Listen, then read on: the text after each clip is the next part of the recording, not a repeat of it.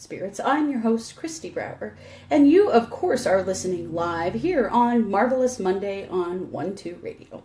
I am really happy to be here with you guys today. Have lots of fun stuff to share. I hope you've been listening all morning. Some of you heard me on the 1-2 News show this morning, and then, of course, I hope you listened to Mo, because, you know, as Katie said on the 1-2 News show, edify yourself. Sit down and be taught. And that is exactly what happens when you listen to Mo. So I hope you heard him today. Oh my goodness, I would love for you to join me in the chat. Go to 12radio.com, click on chat, and that will take you into our Facebook group. Of course, the vast majority of you are already members there, but if you're not, you can join in by just asking to be admitted, and my producer Scott will let you right in the door. I am live in two ways in the chat today. Of course, the usual on the radio, and then also on video. So I'm doing Facebook Live today, so you can watch the show if you would like. I suggest turning off the radio player if you're going to do that, because it is sort of distracting because the audio does not match up. So if you're going to listen to and watch the show on video, just turn the radio player off. I will be taking your questions and comments later on in the show.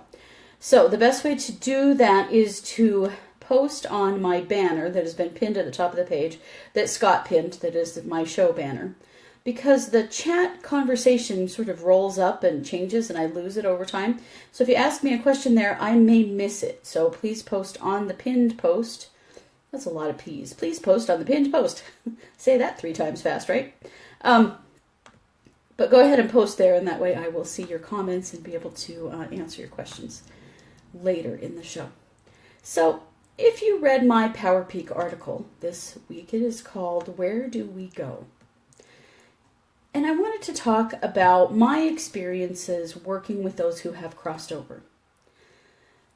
There have been, that I am aware of, in my neck of the woods, around 10 suicides in the last 2 weeks, which is really crazy.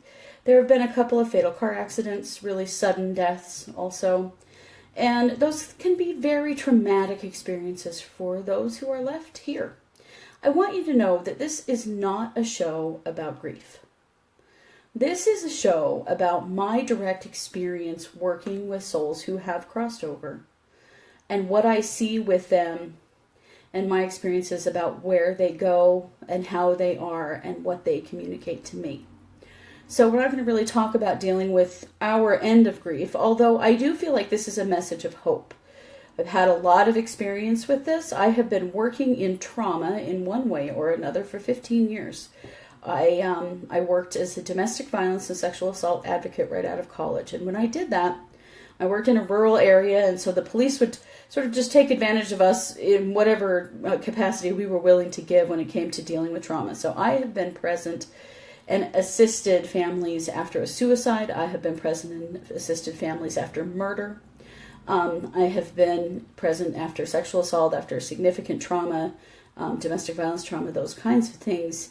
I tell you that only because I want you to know that I'm coming from a place of experience. I've worked with lots of people in the living after an experience like that, and many who have passed on. And so I felt like I've had a lot of questions lately about what happens after we pass from this plane to the next. I don't profess to be an expert. I'm just telling you what I have experienced in the last 15 years. I'm going to tell you some stories. I'm going to talk to you about what I have seen. This is not about religion, although some of what we believe to happen when we go is about religion. I'm speaking to you only from my own experiences. I feel like it's helpful when someone like me that's done this kind of work for a long time just shares with you, what have I seen? What have I experienced that has affected my belief, certainly in a lot of ways, but I have never seen it as a religious dogma in any way. It is about spirituality, and it is about being human and what happens to humans when we pass from this lifetime. So we're going to go through several different things relating to that. I'm going to share a meditation with you. I'm going to share a stone with you. I would love to hear your comments and questions in the chat because this is a topic that we all have had experience with. So I'm excited to share that with you. So let's just get right into it. What I did in my Power Peak article is that I shared some of the most common questions that I get asked with family members who have loved ones who've crossed over. So I answered some of those, and I wanted to get in more depth with them and tell you some experiences that I have had that validate these, okay? So probably the first question I get is, did my loved one cross all the way over? So 99% of the time, that is yes. The vast majority of the time when someone passes, they pass all the way out of their bodies and onto the next plane. And I'm going to talk a little bit about how I see levels of existence. On very rare occasions, a soul can get stuck. It's sort of like having a foot in both worlds. And so you are still connected to this life in some way, even though your body has passed. It's a very singular experience to come across someone who has not crossed all the way over. I know it in a second because the energy that I feel from them is frantic. It's painful. It's high anxiety and fear because the person is stuck. They don't know where they are. And that can happen. It doesn't happen very often. I want you to know that the majority of the time, people pass all the way over, and it's a very peaceful process. So I talk about this not to scare you about it, because the reality is that it doesn't need to be scary at all. But I do want to explain what happens when someone doesn't cross all the way over so that you understand it. I've many times had clients come to me and say, my brother passed away. He feels terrible. I can feel him. It feels awful. He's so scared. And then I know. And so what happens usually when somebody doesn't make it all the way across or through or up or whatever directionality we give it, because none of it is really a direction, but we have to make that work in our heads, right? They will try to contact someone who can feel them so that they can get some help. Sometimes they come to me directly. Often they've come to my clients or students, and then they have come to me. So I've worked on that particular issue a lot of times. I'll give you an example. Several years ago, a young woman in my area had a seizure while she was riding on a ski lift and fell from the ski lift to her death. It was a very shocking experience for everyone involved. 1 minute she was on the ski lift, the next minute she was on the ground. And so her friend came to me. She was a student of mine. And she said, this happened with my friend, and I can feel her. She keeps coming to me, and she's terrified. And it was such a sudden death. There was no mental process of preparing to leave, which is what most of us do when we're ill or we're injured and we know it's coming. That it happened so quickly that she literally did not know where she was. And so I assisted my student with... It is just a little energy process, and often I call in an archangel or two to help me to connect with this spirit, explain what has happened, and help them move on. So to me, it does look like they walk through a tunnel of light. I think that is simply a change in vibration. So we're on different planes of vibration. We're on a fairly low one because our physical bodies are dense, and they keep us on a lower level. When we shed that body, we move up in vibration, although it's probably not really directionally up, but vibration raises and we move up into another plane. So that's what happened with this young woman. And once we contacted her and assisted her in understanding what had happened and where she was going, her soul moved on. And then the sense of that frantic fear and pain just went away. It happened right in the session with my student. We both felt her just shift.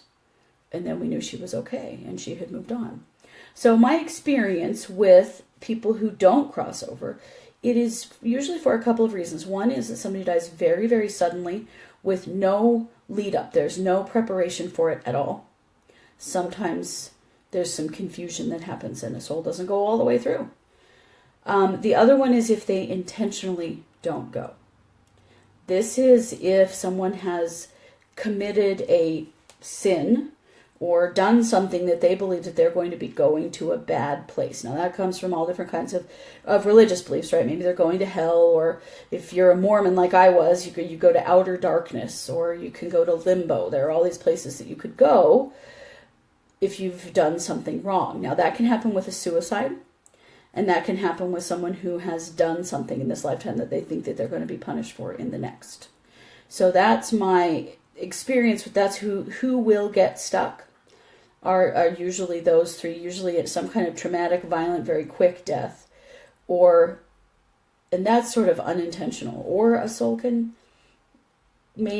our egos are not the same as our souls, but our egos have a lot of control over us and over protecting us. That's really what our ego does. So when you pass and you cross all the way over, your ego doesn't go with you because it's a part of this brain. It's a part of this 3D reality. But in the process of passing, if your ego holds on tightly and doesn't let you go, you get stuck. Okay? It's not a permanent situation. A person can always move on. A soul can always move on. Some choose to do so. Some do not.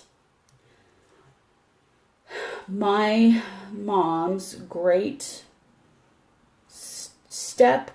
great-grandmother, I think, her name is Bernice, and she is currently stuck in a house in Chalice, which is a little town here in Idaho. Bernice commits suicide. I know this will be horrible, but she went down in a ditch and poured gasoline over her head and lit herself on fire. It was, I'm sure, an incredibly traumatic experience for her and everyone else. She is a very angry and stubborn energy. That happened long before I was ever born. I mean, I'm not even sure what year that happened.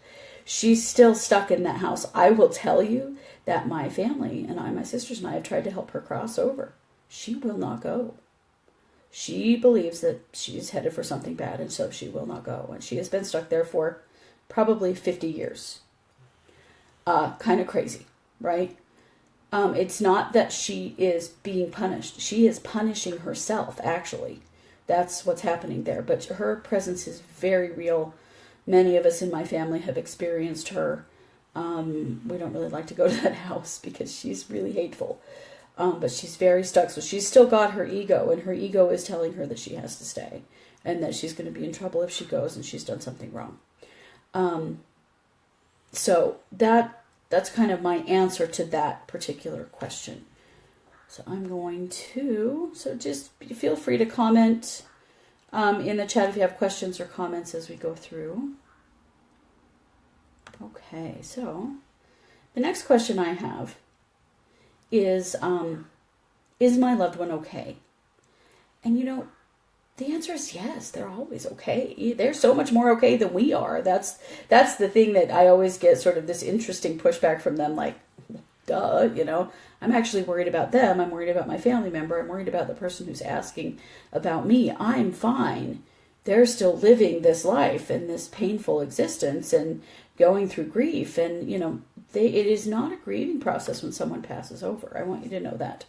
And I want you to know that everybody that I have talked to after they have crossed over is okay. I have never talked to anyone who was angry or sad or hurt or who cared about if you did the right thing for their funeral or who cared about who got all their stuff. They don't care. Those are human ego 3D reality concerns. They don't matter when we cross over. And it's important information to know that. It's very important information to know that. Because we get really hung up on stuff like that in this lifetime. And to know, for me, there's a lot of peace in knowing that that stuff does not matter at all. And that when I cross, I am not going to care. Which tells me that there's really not a lot of reason to put so much energy into it now. Don't you think? But that question is regularly asked, and I totally understand why. I wondered it as well when I've had family move on. Are they okay? Where are they? Well, where are they? We'll get to that. We'll get to that in a few minutes. So those are a couple of the questions that I get. I want to do our meditation, and then we'll get to a few more. So today we are going to do my meditation called Connect with Loved Ones with the goddess Iris. Not Isis, Iris. You may not have heard of Iris. Sorry, I have a little drink here. But the goddess Iris is the guardian of the Rainbow Bridge. And so the Rainbow Bridge is sort of the one way that we see connecting this realm of existence, this plane, to the one where those who cross go. So let's do this meditation and then we'll get to some of the other questions. So go ahead and close your eyes and take a few deep breaths.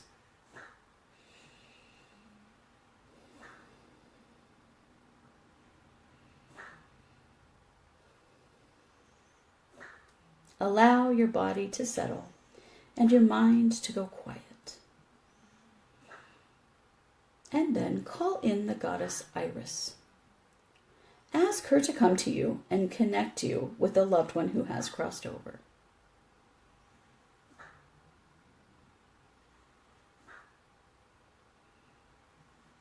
Now visualize Iris as a beautiful rainbow connecting you to the other side. And ask Iris to bring someone you love who has passed over the Rainbow Bridge to you. So think of someone that you would like to have an experience with, that you would like to have some communication with, and ask Iris to bring them to you.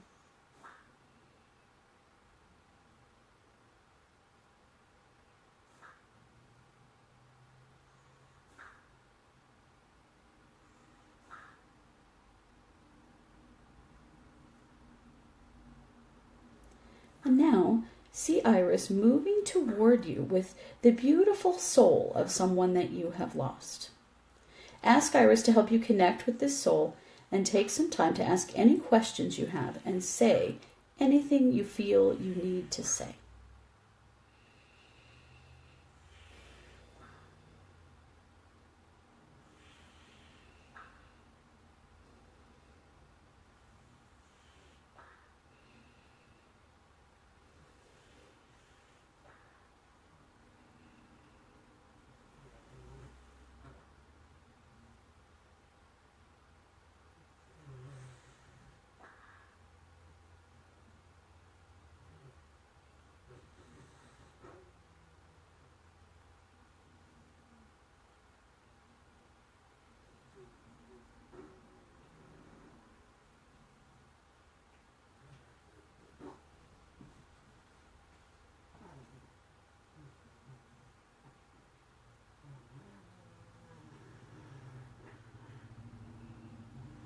Feel a sense of peace and awareness wash over you.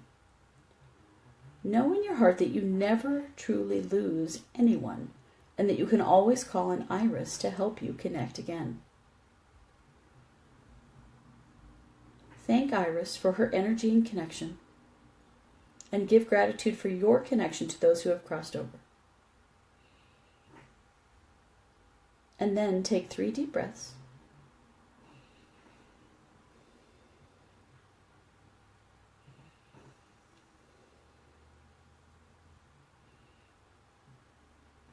And open your eyes.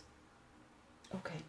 I hope that meditation was helpful to you. It is available for free download over at my website, christybrower.com. And that's something you can pick up and, of course, spend more time with. We don't do it a really long time here on the radio, but you could, pause it and spend more time with the person you've asked to come to you. But it's a great opportunity to connect with someone, to have a process in your head about how you do that. I think that's very helpful. Karen had a question in the chat. So will she remain stuck forever? We're talking about Burness. No, probably not forever. At some point, she will cross, but it will take something to change things for her. And I don't know what it will be, honestly. I can't get close enough to her to really understand exactly what this is. I think it is a fear of hell. I think there are other things involved too. And it's very hard to know because she's so difficult and pushes back so hard that it's very difficult to really get in there and know what's going on with her. Why is she like this, right? So I hope one day that she will be able to cross over and not be stuck there anymore. Let's see. Oh, Kelly asks, does the ego leave during the actual crossing over? Yes, it does. It's part of our brains. And so it doesn't go with us. You can get stuck sort of in the in-between with it, but we do drop it when we pass. And that's one reason why things are so much different for people after they've crossed, for souls after they have crossed, than they are for us. And that's why some of our questions and some of our fears to them seem sort of trivial. And to us, they're not. And I know that. Things matter to us, and they need to matter in this lifetime. But it's important to know that some of the things that concern us the most in this lifetime actually don't go with us. And so really think about those concerns. I've had lots of questions from family members about things like, my sister and I are fighting over who gets blah, blah, blah that belonged to our mother. Who does she want to have it? I gotta tell you, Mom's answer is, I don't care. You guys work it out. I want you to be happy. I want you to be okay. I don't want you to fight about things that don't matter. So it's not as though, the right person's got to get Mom's cedar chest or she's going to be an angry spirit. No, it's not true. She doesn't care. She wants you to be happy. She wants you to get along and find a way to make this work for you. But ultimately, does she care what you do with her stuff after she crosses over? Not in the least. I have lots of questions about the funeral and the services and how they're handled and who speaks and where it happens and, all those kinds of things. Who attends, that kind of stuff. Doesn't matter to them. They really don't care. They want you to do what works best for you. They want it to be something that's a good experience for you to have what you need out of the experience. But that's really all they care about. They don't care about the details. Those matter to us in our human minds, but they do not matter on the soul level. So just some things to think about, I think. Let's see. Let's get back to some of my other questions. Oh, are they mad about whatever? No, they're totally not mad. And even if you had a fight with somebody and then they died, which I know is a heartbreaking experience for us, does that mean that after they cross over, they're still mad at you? No, it doesn't. It doesn't matter anymore. They love you. When you ask for a message from your loved ones, the primary message is they love you. They love you. They want you to be okay. They want you to be happy. They don't want you to fret over anything that happened in their life. They're not mad. You're never going to feel that from somebody who's crossed over. You can't do the wrong thing after somebody dies. You can't make the wrong decision or do the wrong thing. If you're doing what you feel is best for you, that's all they want. They don't care about the decisions that you make. They don't care about what color the casket is and stuff like that, silly stuff like that comes up sometimes. And I don't mean to trivialize it, but to them, it is silly. So just know that you do what makes you feel the best, that makes you feel like it is a good thing. And then move on from it. And if it's if it's a battle that you cannot win in a family situation, just let it go. Just let it go and move on from it. It's not worth it. You're not honoring their memory by fighting for their stuff. I know in our hearts it feels that way, but it doesn't feel that way to them. They really don't care. So just be aware of that. Do what feels right to you. Do what helps you. But don't do anything that you think you have to do because it's what they wanted, if it's not what you wanted, okay? That's okay to do. Why don't I feel them near me? I get this question a lot, particularly right after someone has passed. And there are several different answers to this question. Often, family members or people that we were close to stay away for a little while after they have crossed, if it just flares up our grief. So their presence may be very painful.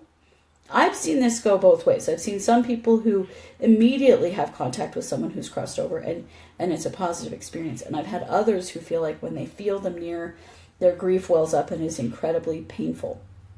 And so they don't feel so that soul will stay back a little bit and give us time to grieve. so that they're not just flaring that up over and over again. The other answer to that question is often there are signs that we do miss. So we have to be open to any kind of communication. If we expect someone who has crossed over to come through in one specific way, we don't get that one way. We think they're not communicating with us. And in reality, they probably are in lots of different ways. It's just not the exact way you expected. So be open to other things. Some examples.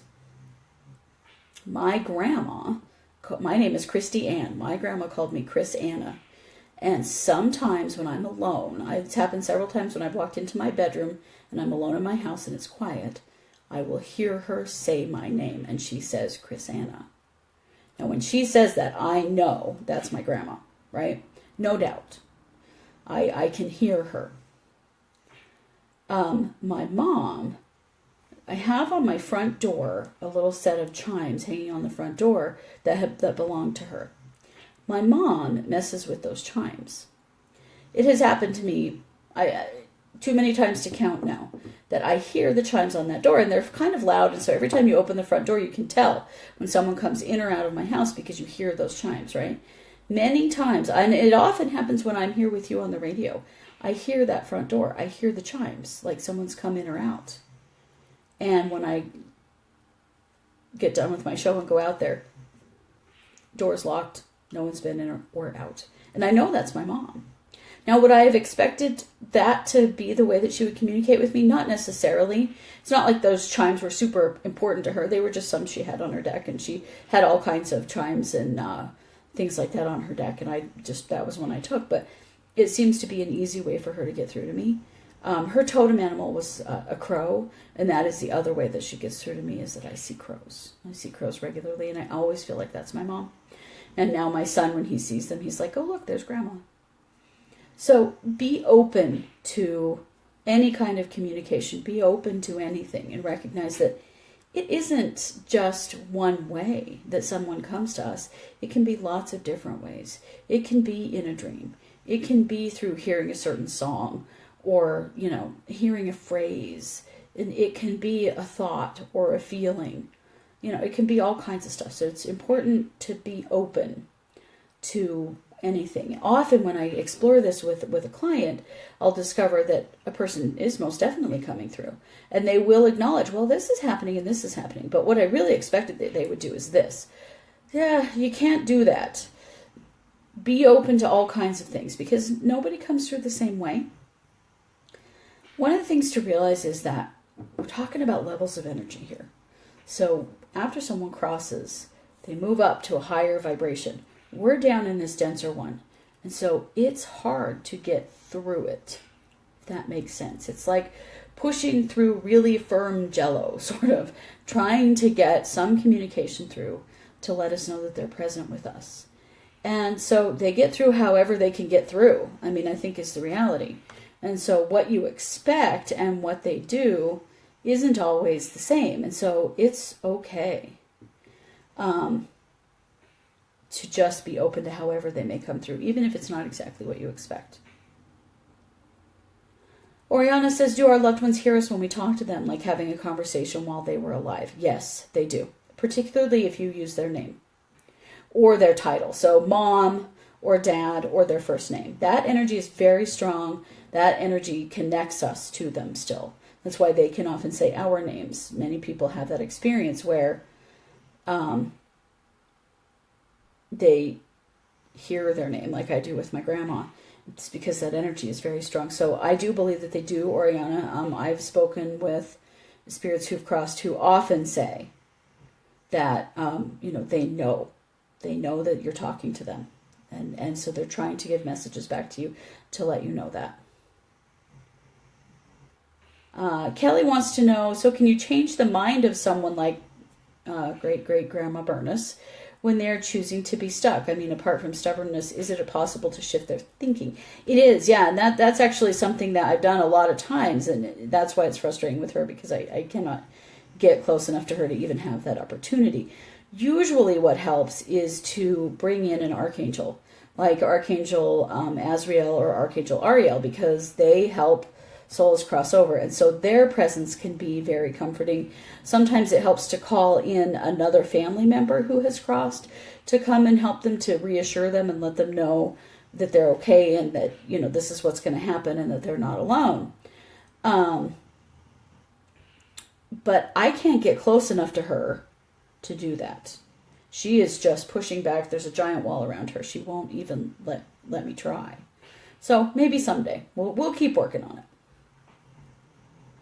Elizabeth says, my mom and aunts are always getting me to notice they are around, and when I don't get it, they get louder. Right, and they often do. And sometimes you just hear something or see something that reminds you of a person. That's a message. They're messages. They're coming through in some way. Geraldine says, I lost my partner Randy very suddenly. It was traumatic. She died in my arms after having several grand mal seizures. She stayed around for quite a while. I was told I had to let her go, and I did. That was more than 10 years ago. I did have one dream where she hugged me after that, so I am sure she's on the other side now. Yes, she is. Geraldine, I don't feel any of that frantic energy around her, and so you're right. And sometimes it does take souls some time to go. There's a difference between being old and ill and knowing that it's the end of your life and you're ready to go, and being young and being injured quickly or dying suddenly. Someone who drops dead of a heart attack at 30, or like that, has seizures and dies. Sometimes it's very unexpected. And those folks sometimes do get stuck for a little while until they realize what really has actually happened, Sometimes it takes a little time to register that. So that's part of understanding this, is just to know that can happen, but that for the most part, people want to cross over. Okay, this is a very big one, and we've talked about it a little bit, but I want to hit on it more. My loved one commits suicide. Are they in trouble? This is a really common fear. This is something that most of us, especially in Western culture, were taught growing up, that if someone killed themselves, they were going to hell. They were going to, for me, Mormonism, it's outer darkness. That they were going to a bad place, and there was some major punishment coming their way, right? And so it can be terrifying to have a family member or a loved one commit suicide because, we think they've gone to a bad place. Punishment for suicide is a human concept. It does not exist on the spirit plane. It just doesn't. I've worked on many suicides. It does not exist. There is no bad place for people to go. It is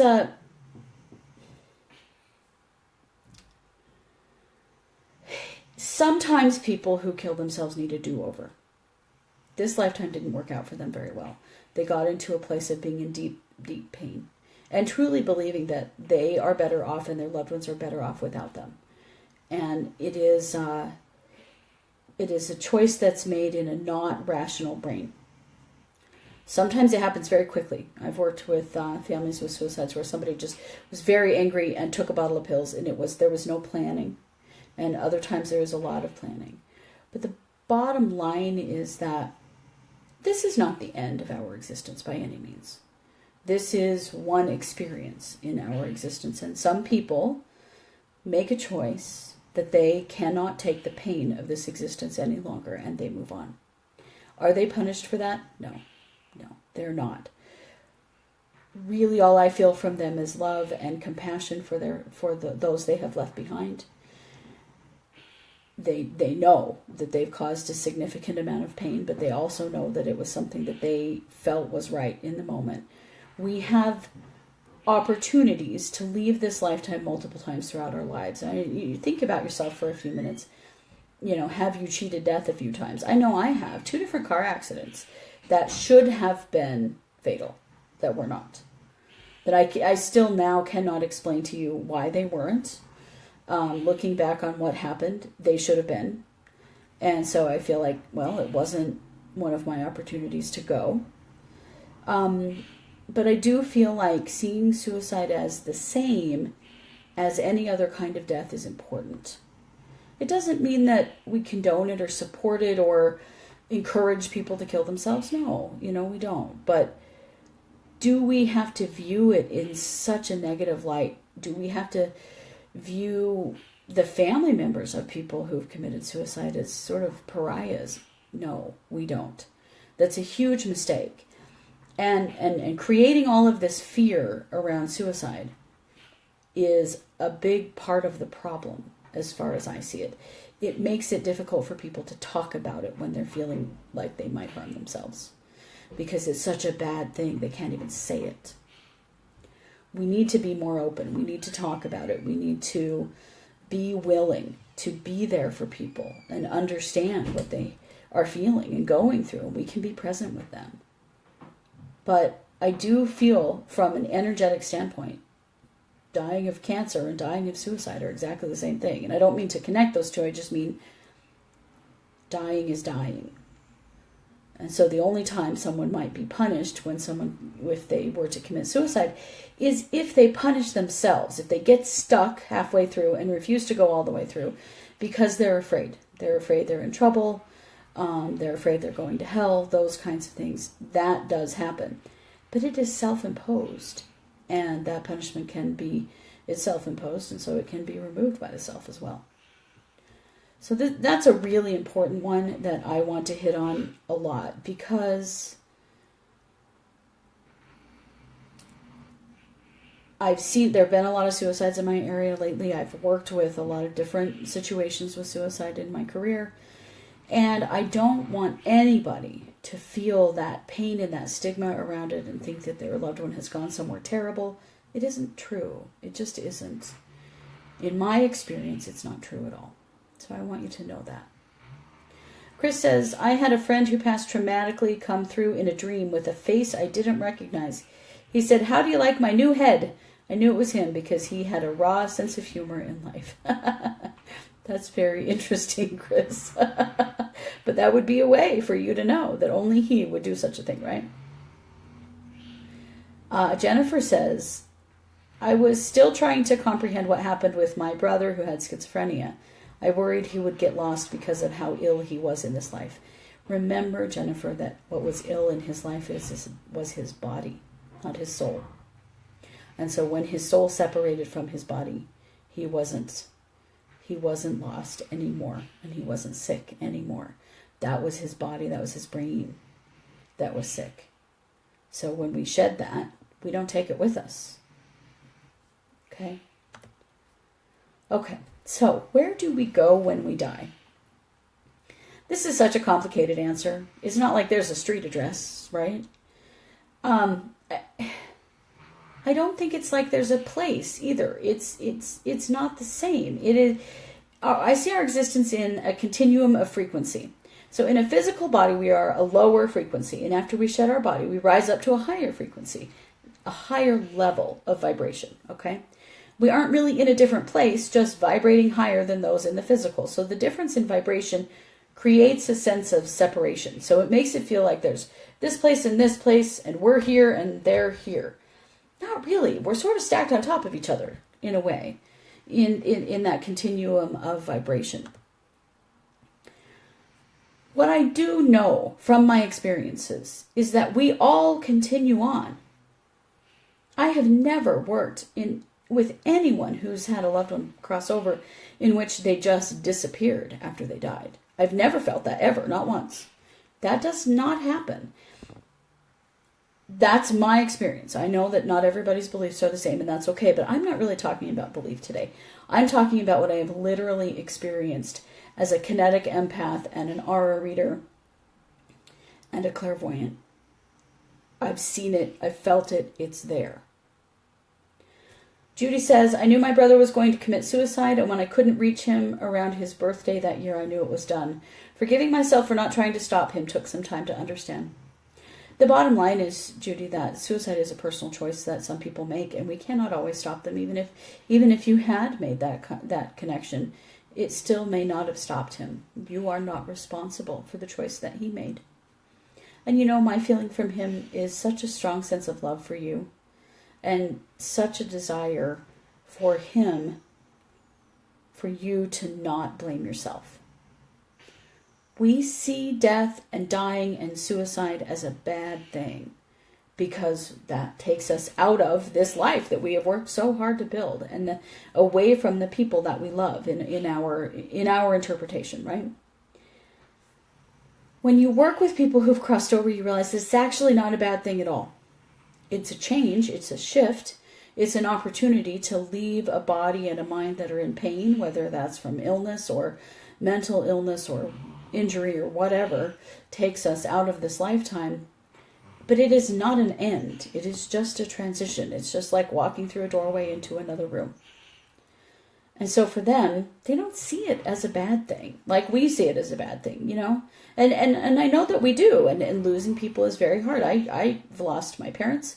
I've lost all of my grandparents, my brother, my a cousin who I was very close to, many aunts and uncles and cousins, as I come from a very large family. And so I understand entirely that pain of grief. I do. But I also know, and it's very comforting for me to know, and that's why I want to share this with you. I know from my experiences that this isn't the end. They're not gone. And to them, it was a relief to be released. My mom and dad both died of cancer. They were in a great deal of pain when they passed. It was a relief when they left that body. But they're not gone. I feel them with me all the time. I get messages from them. They're present. It's different because they're not here in the physical. But I know that when my time comes, they're going to be right there because they're right there now. And I will have so much better an understanding of all of this because, of course, I'm trying to understand that reality with my 3D brain and with my experiences and trying to interpret what it means, what everything means that I see and feel when I work with someone who's crossed over. And that's hard to do if I don't have direct experience to name what I see and what I feel, right? We can only interpret things that we have experience with. If we've never seen something before, how do we define it? That's a challenge, and that's very much a challenging energy. And when you do the kind of work I do, it's a daily challenge.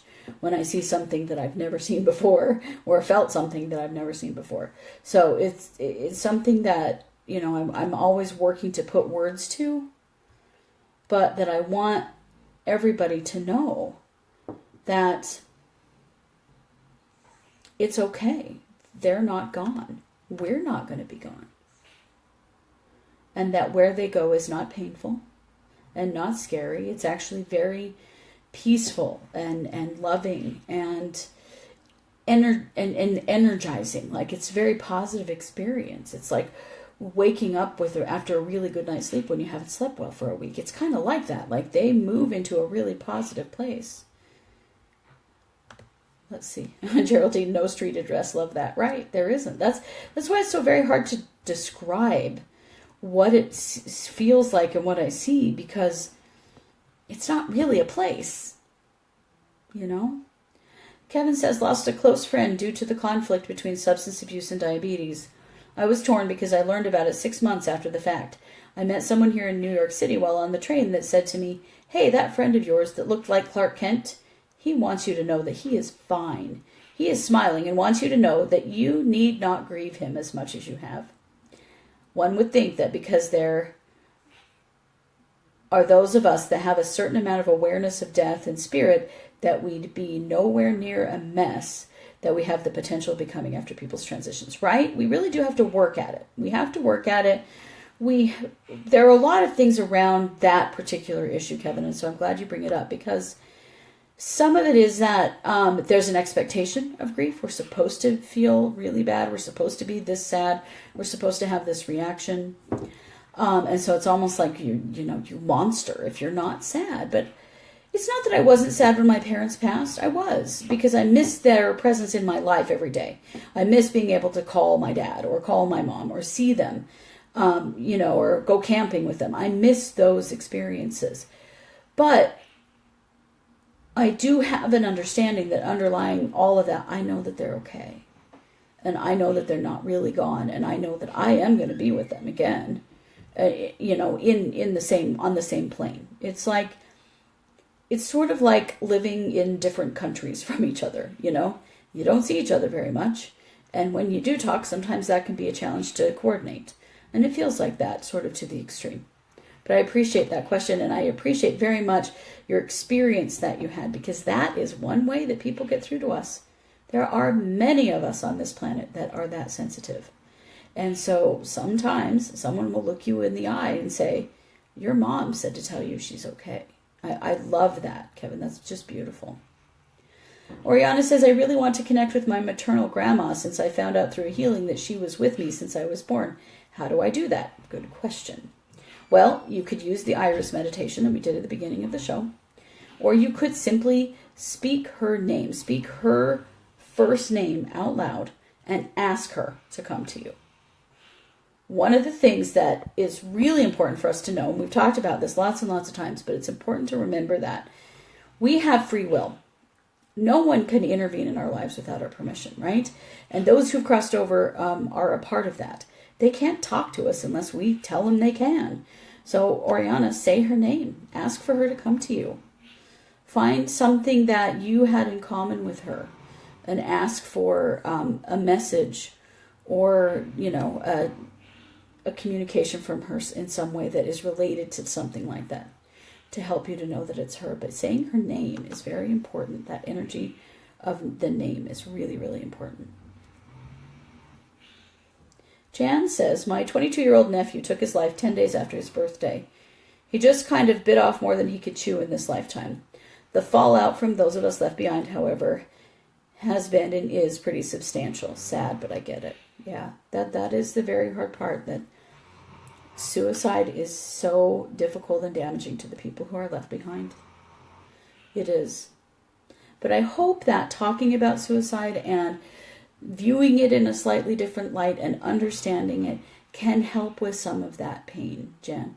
Can help from some of that guilt and sense of responsibility and sense of abandonment that so many people experience when there's been a suicide. Helping to understand it, I think, helps with that. They weren't leaving you in a rational way. They really truly felt like they were better off, you were better off without them. That is a belief that I've heard over and over and over again with folks who have committed suicide. They think that they're doing everyone a favor. And that is because they've lost a rational connection in their mind for various reasons and are in an incredible amount of pain. And so it is never about wanting to leave their family. And I think that that's important. That's something that we need to know. Okay, so I wanted to share the stone of the week because it is relevant. So the stone of the week is celestite. So I'm just going to hold it up so that you can see it. It is a beautiful little blue, pale blue, sort of clear-ish stone. It's just a gorgeous stone. I love celestite. It's a very calm and very peaceful energy. If you're not in the chat, go to christybrower.com and go to the crystal tips or crystal info, and you'll find the postcard on this. I did post it in the chat. Celestite supports communication with the divine. It's a great stone to use when you're seeking out messages from your guides and angels. So it's a great stone to use if you are trying to make a connection with loved ones who've crossed over. This is a very gentle but very high vibrating stone. It helps bring us up, to bring us a little closer to those we're trying to communicate with. My favorite analogy about that is it's like you're standing at the bottom of a football stadium and someone that you're trying to communicate is standing at the top. And maybe you can see their mouth moving, but you can't hear anything that they say. And as you climb the steps or raise your vibration, the closer you get, the easier it is to communicate. So you want to do things that raise your vibration up. One, that is a reason why it is difficult sometimes to feel somebody or communicate with them after they've first crossed, because grief is a very, very heavy energy. So the energy of grief holds us down and affects how we are able to communicate, or it's very hard for them to get to us, right? Because our energy is too heavy. And so working through grief and working to raise your vibration actually helps to make that connection. So just think that's important to note. And so celestite is a great stone to help with that. Okay, wow. I so appreciate all of you being here and this particular topic. It's a powerful experience and one that I still have on a very regular basis to work with those who have crossed and those that are in the process of. I've been present for people who are dying many times and witnessed what happens in the energy body as the soul separates from the body. And that is a powerful experience, and it shows me how much the two are in fact separate. And they can be connected, but the soul can disconnect right out of the top of our heads and be released. And then those two things exist separately, the body and the soul. I've seen that happen lots of times. And so that has helped me to know the truth of what really happens, when you see that, in fact, the soul is its own entity. All of its own, that you can see that. Okay, so I am almost out of time, but I just want you to know a couple of things. After many years of working with people who've crossed over, I have no doubt that this lifetime is only one experience in the perpetual existence of our souls. I've done a ton of past life work. We'll talk about that another day. But I know that this is just one experience. Losing people is incredibly painful, and often our fear sets in. And I've learned through my communication and experience with many, many souls that dying is physical and that we all continue on. And when we can move past our own fear, our own fears of death, and our own fears of loss, we can learn to see this in a little bit different way. I don't mean to discount anybody's experience. I want you to know that. These are only my own. But I do feel like they're valuable, and so I wanted to share them with you. Kathy says, what a fascinating show, so helpful and healing. Oh, I'm so glad. That's why I wanted to share this, because I do feel like this is a message of hope. And that's something that I wanted to share with all of you. Okay, well, I only have a couple of minutes left. I have a couple of things I wanted to share with you. I have a new email reading I wanted to share with you. If I can find it in my readings. Well, I will find it here in a minute. But it is a spirit guide channeling. So it is a channeling to bring your spirit guide through for you. So if you're having trouble making that connection, this can be a loved one who's crossed over. It also can be, a spirit guide, the spirit guide that came with you from birth, because we have those. They're usually from our family line. I will do a channeled message for you. So this is a spirit guide channeled message. It is a 200-word message. I will give you the name of the person that I communicate with. You can ask me a question if you want, and we can go with a question with your spirit guide, or you can simply ask what a general message, what they would like to tell you. And so this is a new email reading that I have. I posted it in the chat, or you can find it over at onetolisten.com. So I'm looking forward to sharing those with you. I love to channel spirit guides. It's really fun for me to help you to make that connection. And often when you get help from somebody like me to make that connection, once the connection is made for you, you will be able to use it on your own. So that's certainly my goal. The other thing I want to share with you is I have some things coming up over at 12 Academy. My soonest one is Saturday, and it's a clearing. So it's my May clearing. I said, let's do some spring cleaning. So this is a group clearing where I will read the energy of all of those who have registered and determine what we're hanging on to that we need to let go of.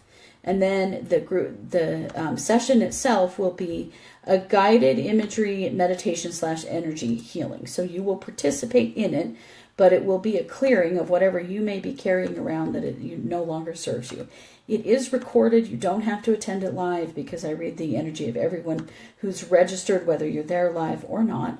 But it's a great opportunity to just get a general clearing of whatever's going on with you. And we will, I'll come on to some sort of similar things that we're all dealing with, and we'll clear that through this guided imagery meditation. Then you have the recording of it. You can listen to it several times, because it'll be, irrelevant for, the whole month of May, really. So join me for that this Saturday at 9 a.m. Pacific, and you can check out over at 12 Academy everything else I have coming up. I am out of time, guys. So thank you so much for being here. I really appreciate your presence and participation with my topic. Please stay tuned for the Keys to Awakening with Velva Dawn, followed by Kathleen Peterson and friends. And as always, thanks for listening to 1-2 Radio, where we're changing the way you listen to the world.